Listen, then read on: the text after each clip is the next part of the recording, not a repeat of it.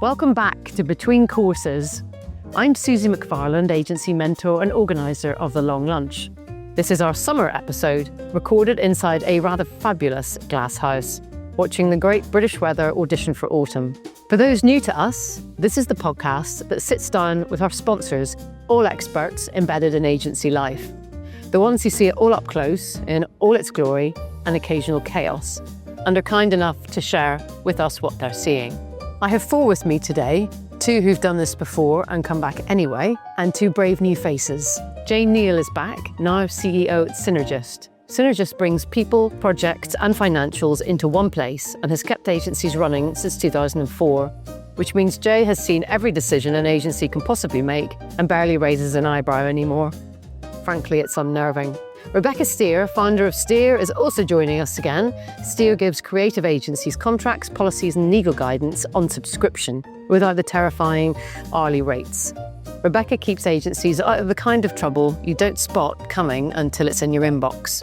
Rory Spence, commercial director at the Wow Company, here for the first time, though not the first time for Wow. They are specialist accountants for agencies who make profit a little less of a happy accident, and the people behind Benchpress, the annual benchmarking survey. Rory comes with data and a knowing look. And finally, Ryan Hall from Friday Solved, who build agencies a predictable sales engine by getting sales and marketing finally pulling the same way. Not a sales consultancy. Ryan is very clear on that. Together, they'll give us the inside track on what's really going on across the sector right now. Not all the answers, but the good stuff, the kind of thing you file away and casually produce at your next senior team meeting as if you thought of it yourself.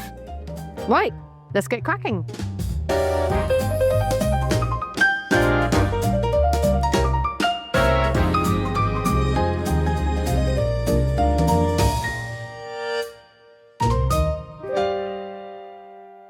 Welcome everybody.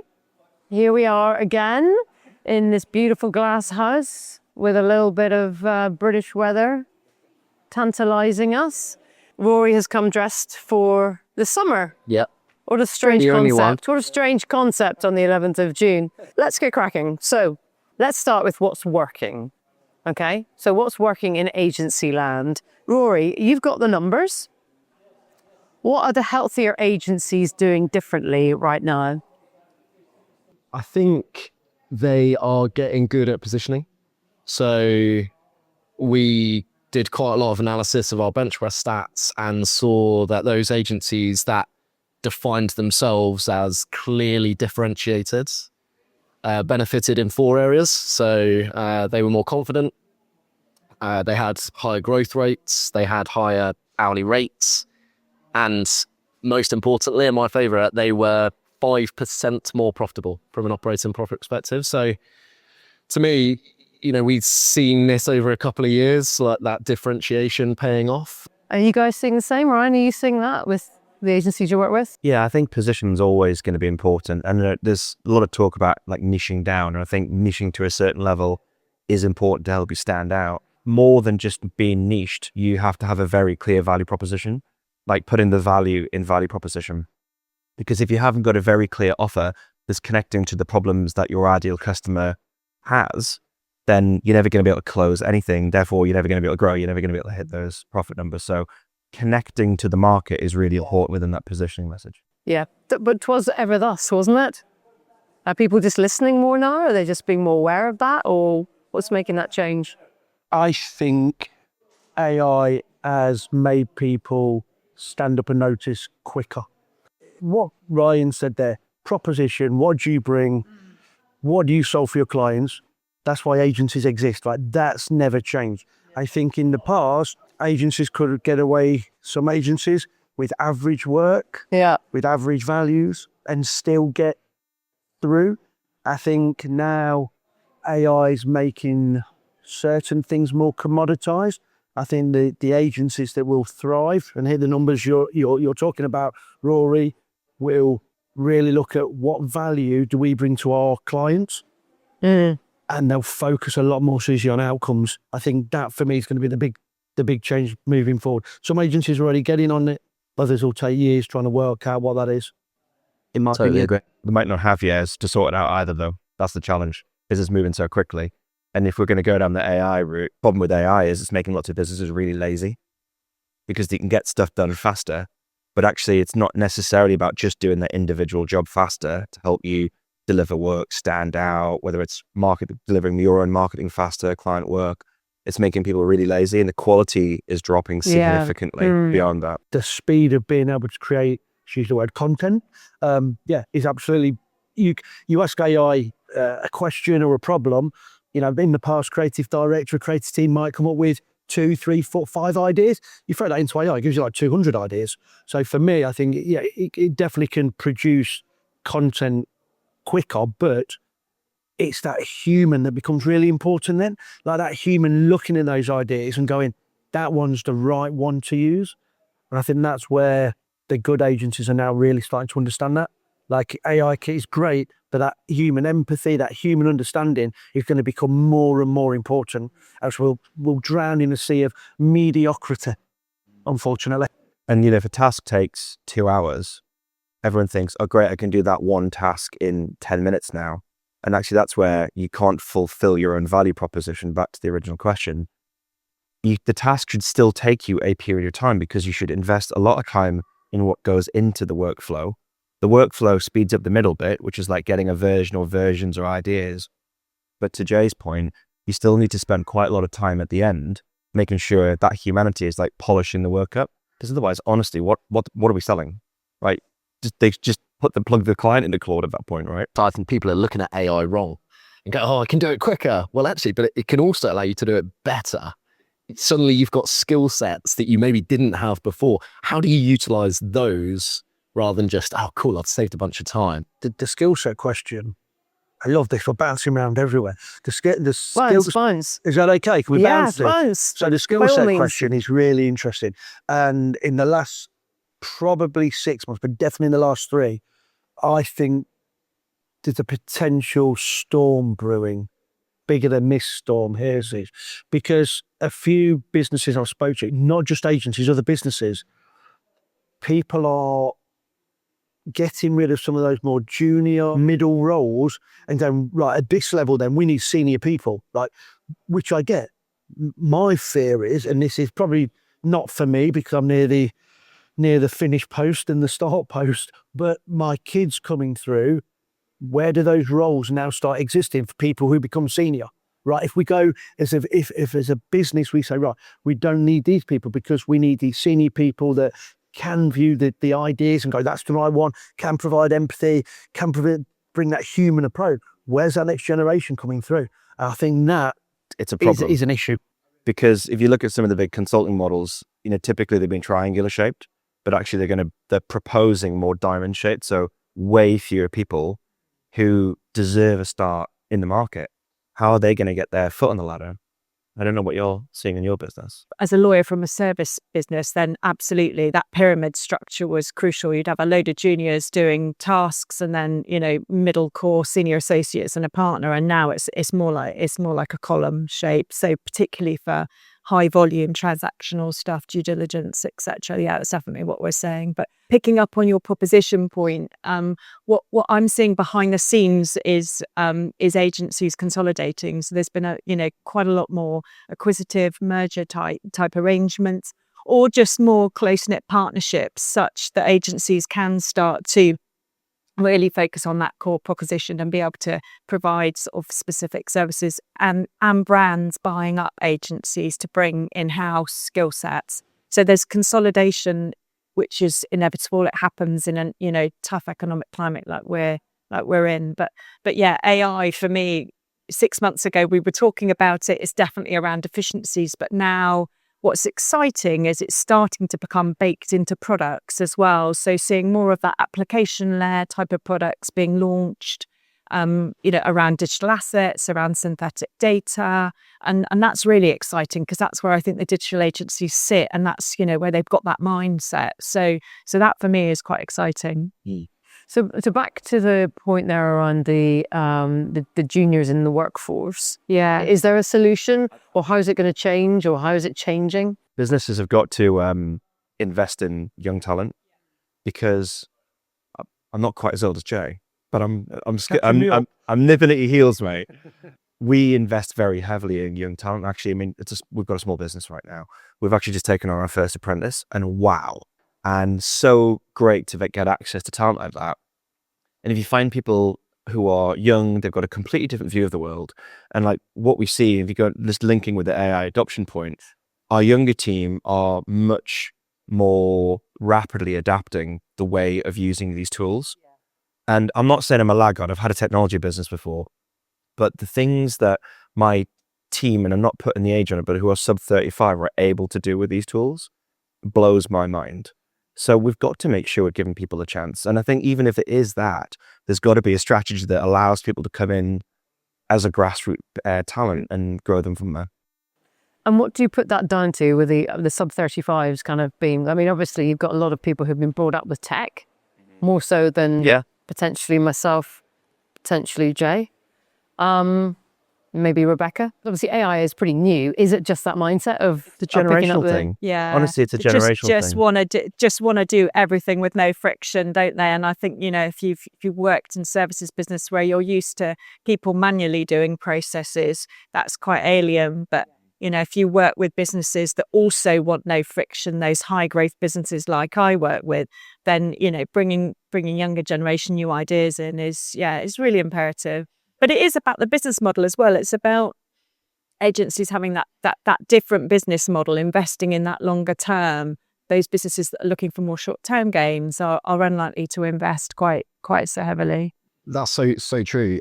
How you talk about your usage of AI internally within your business is not thought about enough. You know, if you are talking about how AI can save us a load of time, what is in it for me? You know, as a team member, as an employee.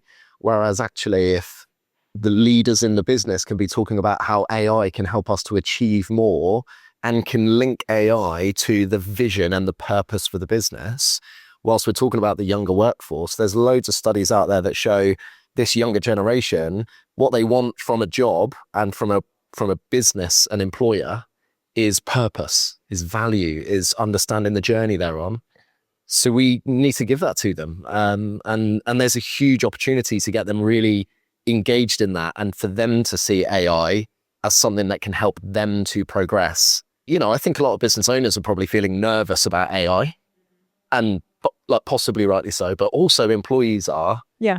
So I think turning that on its head it's so important, isn't it, to talk about how, as business leaders, you are prepared to adjust your business model. You know, we're seeing it already.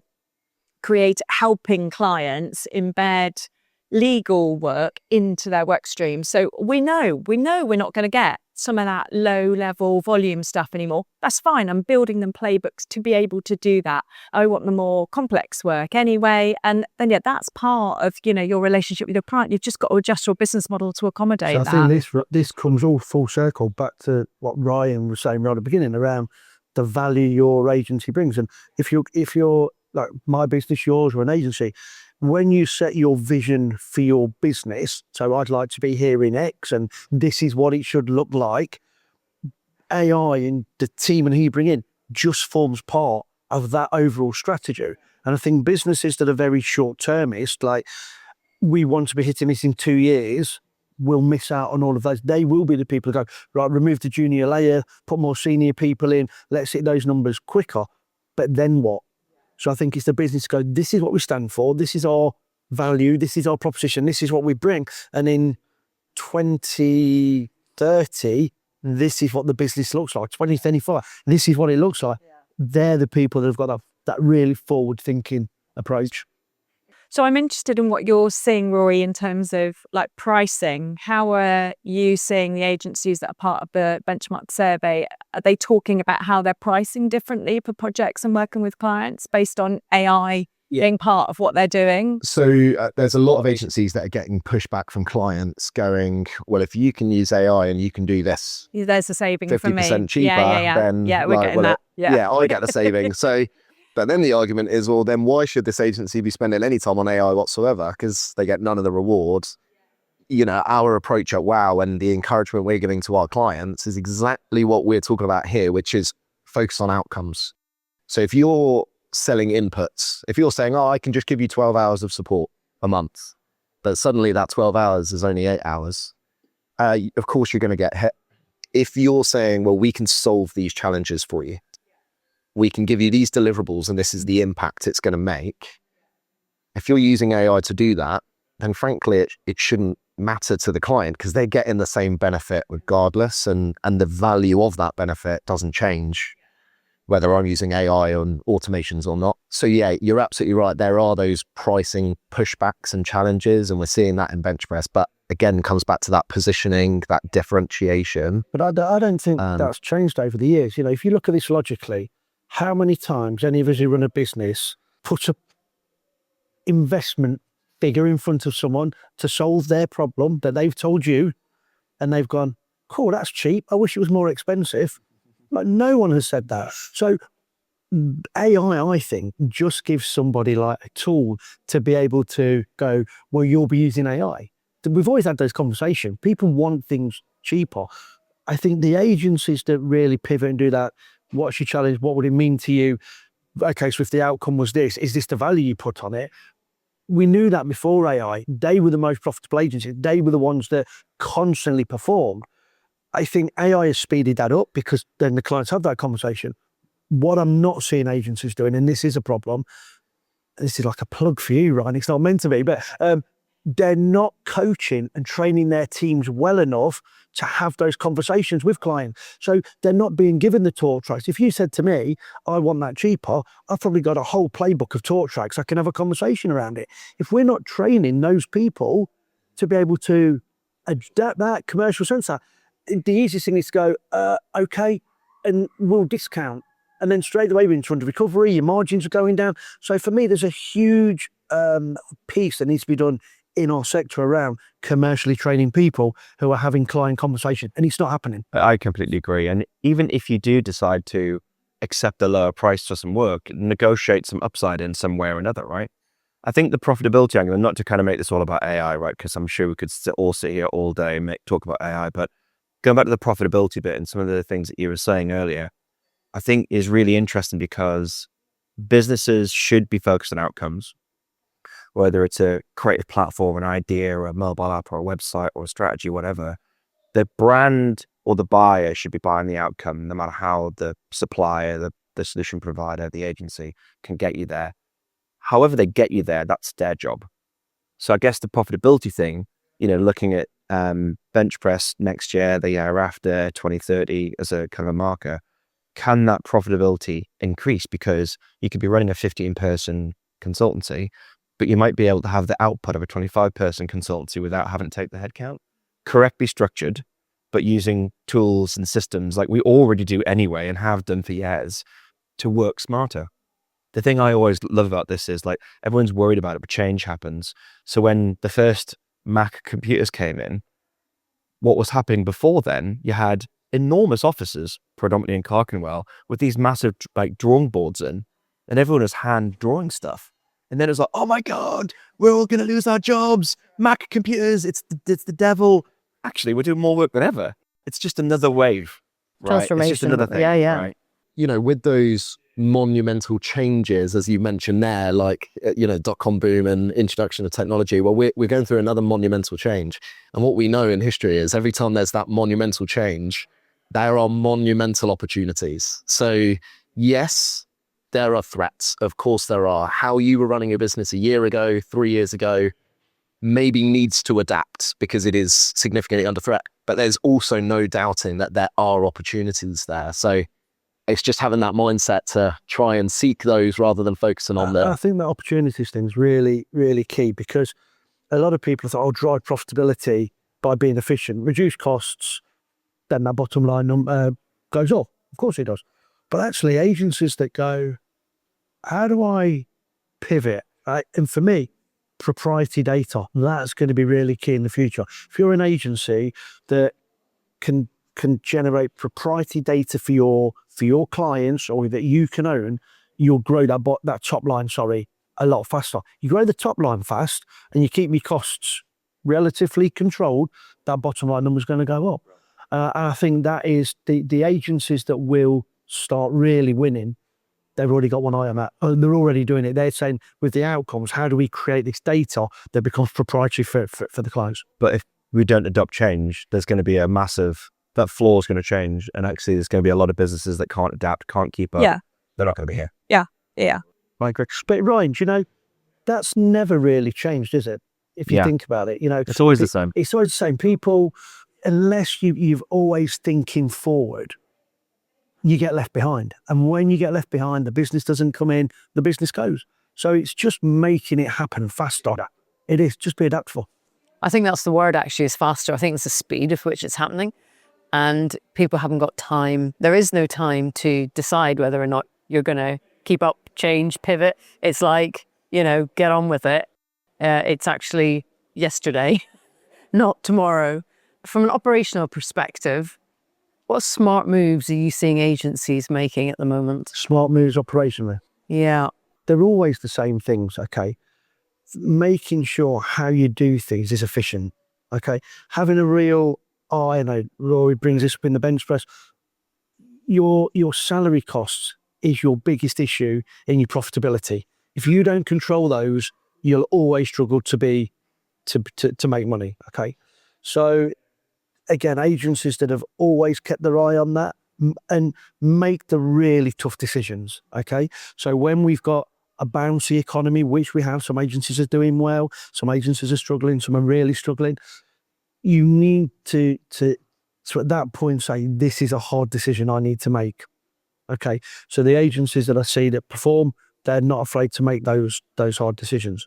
And then, of course, those agencies are always looking and challenging, okay, this is how we do it now. How could we do this? So, for example, in my business, we've said, if anyone's doing something and they say, why does it take this long? We investigate and say, is there a better way of doing this? And that might not just be about doing it quicker. It could be quicker, but with an even better outcome. Now, what you were saying, right? So we could reduce the time and have an even better outcome. And then the agencies that are really looking at that from an operational point of view, then we're keeping the headcount strong. They'll always be the well-performing agencies. Do you use a good software package for that at all, Jay? Well, yes, there is one. There's one to track that. There's one called Synergist that's very good. There's what Zero is very good as well. But of course, I'm the CEO of Synergist. But I would always say to agencies, just use a platform. Like, if you haven't got a platform, I'd love you to speak to me, but just use a platform. I don't care what it is. Just start understanding your numbers, sweat your numbers, because if you understand them, you've got a chance. If you're looking at things like yesterday, it's too late. So you really need to start looking at your leading indicators these days, not your lagging indicators. But yeah, just make sure you've got a system that does it. And Ryan, what are the agencies who are winning work at the moment? What are they kind of consistently getting right? You said it, consistency, firstly. But what you need to get before you get to the consistency right now is more scale. Okay. The agencies that are winning, and I think by the time we get to the end of this year, I think there's going to be a very small percentage of businesses that are going to be like popping champagne corks, but that's in the small percentage. The businesses that are going to walk away from the end of this year going, actually, you know what, the numbers were okay in the end, but I feel a bit bad, I feel a bit bruised because it's been, I like that idea, bouncy market. They are 2xing, 3xing, 4xing, 5xing, more xing their go-to-market. They're turning up and they're doing more, they're being more present, and they're just being more visible to their market, whether that's in an inbox or whether it's in a feed somewhere or whatever it is, whatever the channel is, they're doing more. You have to do more this year. If you can't do more, you might not be here at the end of the year. I honestly think there's going to be a big kind of drop out at the bottom of the market for those who can't go harder this year. And that's difficult, especially after the last 4 years or so. I think it's incrementally getting a little bit better year on year, but they've been really horrible years. Yeah. Right? And then there's this kind of sense of resiliency. Like it's difficult to maintain that kind of momentum. But if you can scale and you can then get the consistency after the scale, I think you do all right this year. Like there's opportunity out there. And why would this year be any different to last year or the year before? I think incrementally it feels a bit better. So last year I felt like it was the year of the gaslighting. The year before that, it felt like it was the year of ghosting. I haven't got a G for this year, but come back to but it feels like there is more people talking about things And yes, decision making is slow. If anyone can think about a G word for slow decision making, that'd be handy. And it's happening. Like, there is more stuff being talked about. There are more proposals. We see it in all of the data that we see across multiple pipelines. There's momentum. It's not easy. It's not hard. It requires patience. Decision making is like being really kind of stretched out. Ryan, can I put you up on your on the pipeline and people taking longer to make a decision? I don't think that's always the case. I think what agencies do, and other businesses too, for that matter, sales teams, account teams, whatever, they have happy ears. So Happy ears. happy ears, and what I mean by that, Susie. So you're a CMO at a big hitting company. You look like a CMO. My ears are very happy. Yeah, the mine are going to be happier in a minute. So you give me a brief, and I might ask you a question like this: when would you like this by, Susie? Right.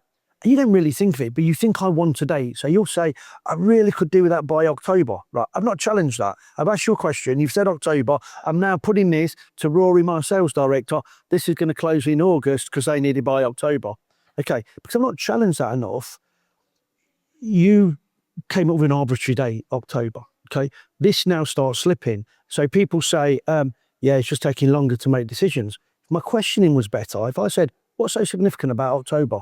And challenge you back. What I might actually find out, that's probably more likely March next year. But because I've not had that conversation, I'm going, yeah, people are just taking longer to make decisions. The line in the sand was never right in the first place. And when we circle right back to that first thing, training our teams to be more commercial. So I think sometimes people use these excuses. People are taking longer to make decisions. No, you're just not commercially trained enough or good enough at asking the right questions. To build on that, and again, like bringing the lazy word in as well. Lots of businesses in this space are still like too conditioned to the idea that deals will just move themselves, and they treat sales like a very passive experience. Oh, well, they seem really excited about it.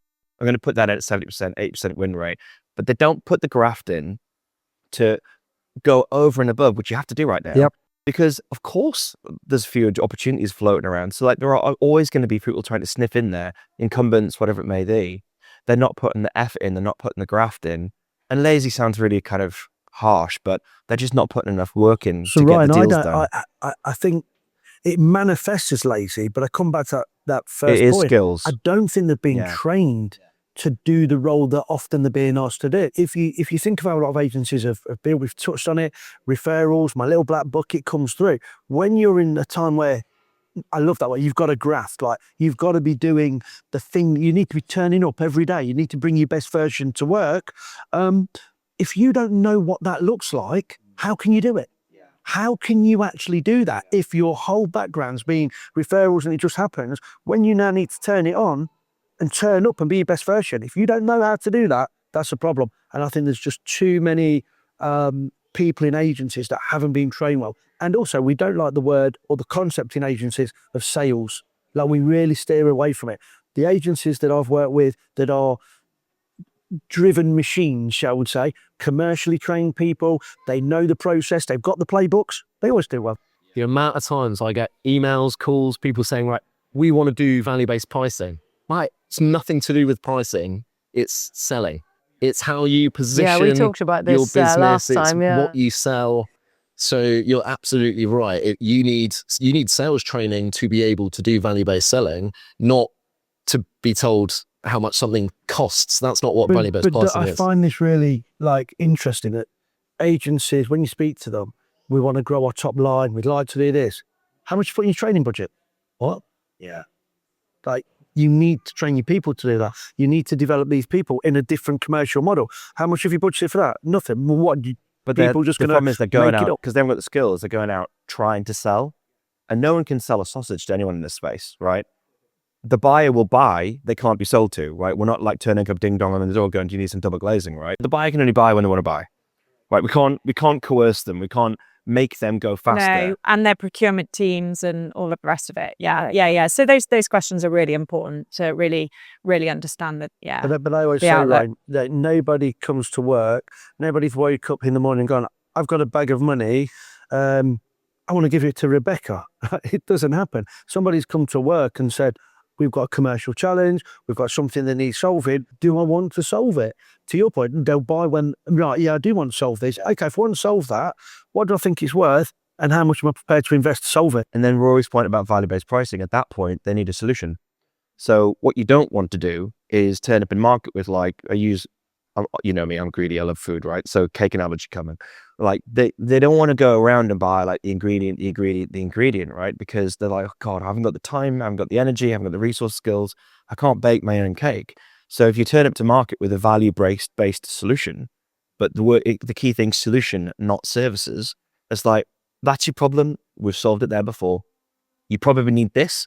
And look, it might be a bit of jiggery-pokery kind of customization, but here's the solution to your problem, Jay. That's the bit that's going to solve your conversion rate or your traffic rate or whatever it may be. And that's about being so in tune with your clients, isn't it? And just staying really, really close to them at the moment, and not expecting them to be calling you. You've got to be understanding their problems as as they're hitting them, so that you can then find those solutions. And talking to them, like bring it proactively. Yeah. This is the skills bit, right? Proactively bringing things to them. Yeah. That may be unique, to your point about differentiation, they may be unique in this market. And that's about being really, really across all of those different tools that are around at the moment, and bringing those into those conversations sooner so that you can be different. Yeah. I think as well in that part, Ryan, is learning to be curious. So like, yes, that's the initial problem, but like, tell me more about it. Tell me why, how would you do that? And when I speak to a lot of people, and I'll say, tell me the conversation. And they'll say, well, they told me this problem. And I'll say, what did you say then? Well, I had the cake ready made. So that's what I gave them. Where I think you would probably say, okay, you've got the cake, right? What kind of sprinkles do you want? Is it chocolate or is it vanilla? Do you want jam in it or not? Unfortunately, I'd take both. But you would take both. That's a different problem. But I think it's and again, that comes down to that training of just asking those further curious questions, because that's where the value really starts coming in. Like, these guys understand my business, and therefore when you're saying we're going to be this level of investment compared to Jay who's just going, all right, I know what you want, this is it. That's when they'll go, that'll give me the best outcome I'm looking for. And here's a question that naturally bias towards asking it to Ryan, but we'll all have thoughts on, I'm sure. So to your point, people don't want to buy individual ingredients. They want to buy a cake ready to eat that gives them the solution to their problems. Now, that cake costs 50 grand and they've got... That better be a good cake. 20, yeah, right. It will be a good cake. They've got 30 grand. Because this will be one of the challenges, I'm sure, that a lot of listeners and agency owners will be saying, well, look, we can provide these solutions, but clients don't have the budget for it. Like, how do you tackle that? I mean, look, the first thing you could do, if you really, really want that brand, that win, is, like I said earlier, like find a way to go, we'll do it for 30, but there's an upside opportunity for us. So take the money, don't change the scope of work, but find a way. And it's obviously really easy if you're in a performance agency. If we get X, we get Y. If we deliver X in terms of percentage increase, we get Y back, like performance bonuses, those sorts of elements. They're great ways to try and get deals working, especially right now where actually we do need deal momentum. Yeah. We do need to be closing. We don't want to be too picky, but we don't want to be unprofitable. It's a way also to motivate the team, because actually you can trickle some of that performance down to the team as well, which I think is a really good thing. So that's one way of doing it. The other thing might be, if you, just to stretch the cake analogy even further, maybe what you need to do first is like take a slice or two out of that process and go, okay, look, you've only got 30K right now, you need 50. What if we did the first slice and the second slice? Because actually what we'll then know more about your business is really how to get the results from what you need to do. Get in, take some money off the table, become a client, like learn their business more, because like when you're actually in the sales process, you really don't know them well enough, right? No matter how much you're asking. Get inside their business, learn them, learn how to work with them. And either actually they might go, oh my God, that was like way better result than we thought we were going to do. Even just off this first couple of slices, we can unlock the budget. Or you can then do the performance thing later, perhaps. And there's loads of ways, but it's about moving forward and not going, oh, well, if I haven't got 50 grand, I can't take 30. It's like, all right, well, maybe you should be less picky and engineer it. And valuing some of whatever that 20K is in other ways. Is there some ways to spin off some IP from that? Is there some way that you can learn some methodology from that can be redeployed into a workflow so that you've got, you're able to deliver other projects more efficiently? So I think at the moment, particularly because projects are often so creative and varied for different clients, there is some other benefits. And don't underestimate the value of a really, really good testimonial. I Absolutely. I agree with both of those things. My initial thought to that is, where did you get the 30 grand from? Because they might have just pulled that number out of the air. Whereas if you actually, and this is where that curiosity piece comes in, that's interesting, 30 grand. How did you come to that number? How did you come to that? For 30 grand, what was you hoping it would solve? Because if and this is where the commercial training and things come in. If I'd had that conversation, this is my problem, this is the outcome I want, and I've been able to get that down to that outcome's worth £500,000. Okay. So I said, okay, for £500,000, what would you invest to solve it? Now, if Ryan then says 30,000, is it a stretch to say it feels like 50 then as a percentage of 500 grand? 10% of solving a problem, you can have a more structured commercial conversation. So I think because agencies, I believe, don't train the teams well enough, they hear I've only got 30 grand and then straight away go, they've only got 30 grand, rather than go, okay, you've only got 30 grand, let's investigate it a bit more, let's be curious around that 30 grand. So I think sometimes all of the things you said, absolutely agree 100%, but it doesn't hurt to just have a conversation, because even if you move it from 30 to 40 grand or to 35, Well, it's still a 5 win, grand isn't more it? for you. Yeah. But the training bit, there's also kind of the emotional side that you often find that teams who are having commercial conversations, they're petrified of the buyer. Like, they don't see them as a human. It's like, oh my God, it's the CMO of a big brand. It's like, they're getting grief from the kids in the morning. They're still waking up having a bad day. They've still got their own personal problems. They've still got other people to deal with. Like, they're just humans, right? Now, the training can help deal with that, but also just like deal with them at a human level and try and understand them and their challenges and their problems and what's keeping them awake at night. Often just starts to level the playing field a little bit, but it actually comes back to the training bit, like you said. Yeah. And I think it also comes back to, with the beginning, the agencies that are running operationally efficiently, driving the decent margins, because they won't be desperate for that 30 grand. They'll make a commercial decision. Is that right for our business at 30 grand? Yes or no? And there'll be reasons why, great case study, learning things, for all of those things. If the 3F, wheel for fun, fame, fortune, I think there's another these days, but if it doesn't satisfy one of those, why are we doing it? Now, agencies are running on low margins, inefficient, they'll take the business. And the problem is they're often selling pounds for 80p, and that's the problem. And the other bit about looking at the deal that's 30, not 50K, is going back to the original point, like scale. If you actually haven't got enough scale in your pipeline and you're looking at your CRM kind of sales stages and there's only a handful of deals in there, no matter how good a salesperson you are, you can't hide that desperation. Yeah. Because actually, if you're talking to You can smell it. I tell you what, no matter how good you are, you can't, it's like, I need this deal. Yeah. Right? Can't hide that. But if you're having 100 other conversations rather than 5, it's like, you know what? I want this deal, but I don't need this deal because I'm going to go on to 2 more calls. If you put the effort in, you've got the scale, then I'm going to go and talk to 2 or 3 more conversations today anyway. Look, Rory, I'd love to take that 30K if you can make it 40, because actually I can do a way better job. But actually in my head, I'm like, I've got options. That completely changes the dynamic of the way that you're going to handle that conversation. You've got more confidence with a load of stuff behind you, haven't you? Okay, so we have talked about some of the good stuff. We've also segued into some of the challenges. Rebecca, what are you kind of seeing landing on your desk, the not so good stuff from an agency perspective? Well, ironically, it's probably the stuff that's not landing on my desk. So it's those agencies that we probably used to do quite a lot of work for quite a few years ago that just aren't doing the deals, aren't getting the new opportunities in, aren't being innovative around AI, are probably really just trying to sell the same thing. So we're probably talking to them when they're having a bump. So, they're being threatened to be sued or clients not paying them, etc.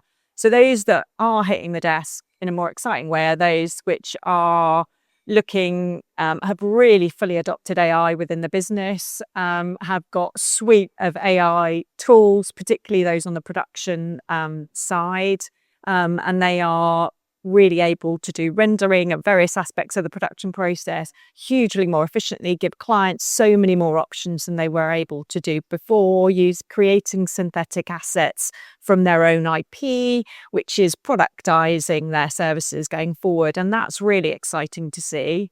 And then there's those that are coming in that have got high energy, who are striking lots of deals at the moment because they've got that differentiator, because they're working really closely with their clients and are embedding AI in that whole client journey. So they're becoming just so much more valuable.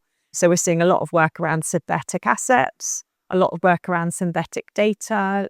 And are there specifics that you feel now that agencies should be considering more from a legal perspective for protection around those elements I think that they might not be thinking about? Yeah, I mean, I think what's slowing things down is procurement at client side is starting to kick in around AI. So everybody wants to know, have you got the right to use those data assets or those digital assets? And if you're using AI, how are you using it? And are you standing behind it? And those kinds of things. So certainly procurement process is slowing stuff down. So those agencies that, a year ago were getting their contracts changed and were getting on board with this and have done the training, they're flying, they're fine. But those that haven't are now, starting to have to catch up there. And it's building that into your sales cycle to know that, if that's going to be part of your sale and the completion that you need to do, that may take a few more weeks because that's just not a typical contract. It's something that everyone's still slightly getting up to speed with. What are you seeing in the marketplace at the moment that you think for the next will be the opportunity in the next 6 months? So when we sit down here again at Christmas, the weather may be quite similar. What do you think the next 6 months are going to bring for agencies? Yeah, I think we've used the term like bouncy quite well. It's kind of the sort of economy, and we're going to keep bouncing. Some agencies having a great time right now. Brilliant, good for them. There's a lot of agencies having a really tough time right now. A lot of agencies looking to reduce overheads, to reduce the dependency on new business. That means often cutting the size of their team, possibly. They're looking for funding. And to be honest, it's very reminiscent of 2020 when, we went into lockdown. One of the big differences is back then, there was government support and there were headlines about how hard it was for small businesses, and there was bounce back loans and there was furlough schemes. So you could reduce the cost of your business and the size of your team without having to lay people off. There's absolute diddly squat support out there from the government and from Rachel Reeves right now. You're not getting that. If Joe touched on it earlier, if you're in a position where you're needing to reduce your overheads, you need to make those difficult decisions, those smart decisions. I love how you phrased that earlier. It might not be a decision you want to make. It doesn't mean it's not a smart decision to do that. We've had a number of clients that have had to go through that process. They're looking at their forecast saying, it's difficult right now and there's no signs we're going to come out of it. We need to make those smart decisions early to put us in the best stead possible. So that all sounds very negative. I'm not suggesting everyone's going to have a really difficult time, but it's really important we are thinking, how am I feeling right now? And I'm not going blasé, it'll get better. It'll just get better. Actually, what are the signs to suggest it will get better? Really look at your pipeline. Really look at your existing clients. Are there some tangible things that point to we're going to turn this around? And if not, you need to make those difficult but smart decisions, and giving yourself time to make those decisions as well, so that that you can look at other options there around consolidation, etc. as well, because it doesn't always mean getting rid of team members entirely. It can mean sort of allowing them to have some portfolio roles. So I'm definitely seeing sort of people reducing hours at one agency, but being allowed to pick up hours at another agency, and those sort of forms of consolidation and partnership across agencies is quite interesting to see, but can be good. Really smart, yeah. Yeah, it can be a solution. This is one of the most exciting times to be in business. But if you look at this logically, there's always, in the last 5 years, there's always some economic disaster. There's always some war going on. There's always a change of Prime Minister. government or a change of a president, right? So when's the right time to do business? Well, it's now because we're here, right? And my good friend Tony Wolford always taught me that the time to do business is now because we're here. We're not there yesterday. We won't be there tomorrow. So we're here. We've got to get on with it. And I think this is such an exciting time to be in business because of all the new tech that's coming through. I think what the future holds for agencies, and I'd urge every agency leader to do this, is to look at their business and say, if I was building this today, how would I build it? Because it'll be different to how you have built it. And then coming back to the proposition, our value, start putting a plan in place to build that agency of the future. And honestly, if you're not up for that fight, you're probably not going to be here in 5 years' time. And that's what, but I think it's genuinely exciting because of all the tech that's out there and the opportunities it brings. And what about yourself, Ryan? What opportunities, what's exciting, what's coming up in the next 6 months? I think I'm with Jay. I think the opportunity, right? We need to break the paralysis and focus on the things that we can take control of. And there is a massive amount of opportunity with all the tools and processes and kind of ways of kind of operationalizing. And obviously I'm going to talk about sales and marketing to do more, like to get more out of it, get your people and your talent working more effectively and use tools the right way to almost like 10x the output that you can create from the existing team.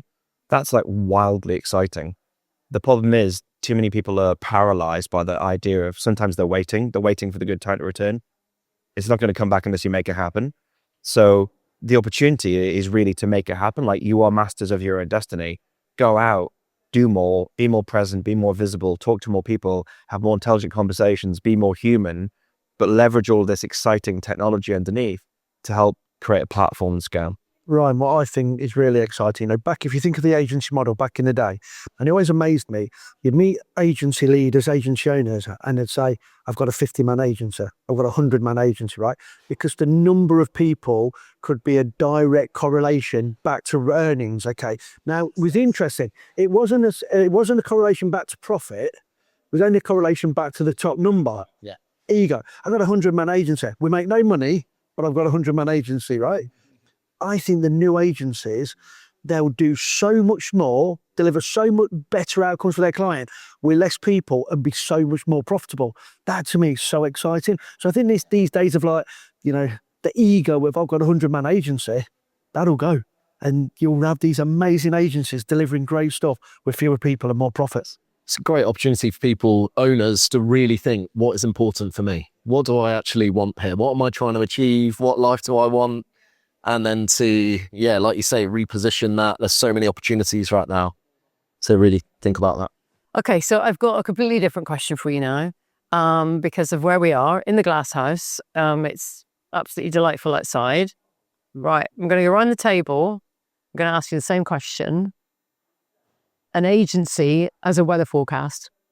It's cloudy skies right now, but there's lots of promising signs that actually maybe we need to move a little bit. We need to jump in the car and we need to drive around the corner, but there's plenty of sunshine. So I'm ever the optimist, right? I'm going to say there's a massive sun in the sky, but there'll be occasional showers. Nice. Rebecca? I'd say chase the sun. If it's not where you are, just, move. Go where the weather suits your clothes. Yeah. And your sales pipeline. I'd say strong headwind, but the weather will be better tomorrow. Thank you all so much for that fantastic discussion. Lots of really brilliant insights in there. Really interesting to see some of the same themes, following on from our 6 months ago. It'll be fascinating to see what happens in 6 months' time when we all sit down together. Brilliant. So thank you very much. I would say let's all go outside and enjoy the sunshine, but those chinks, that headwind, they're very much present right now, and the showers. So I'm going to go for like full sun as my forecast. So with that, I shall say goodbye. Right, that's our lot. What's working, what's testing everyone, and what's coming that might just be good news, all without needing a lie down. Huge thanks to Jay, Rory, Rebecca and Ryan, who were brilliant, generous and frankly, rather good company. Do subscribe wherever you get your podcasts. We'll be back in 6 months to see how much we actually got right. And if you're an agency owner or director who fancies a long lunch, which really are rather good if we do say so ourselves, you'll find us at longlunch.co.uk. Thanks for listening.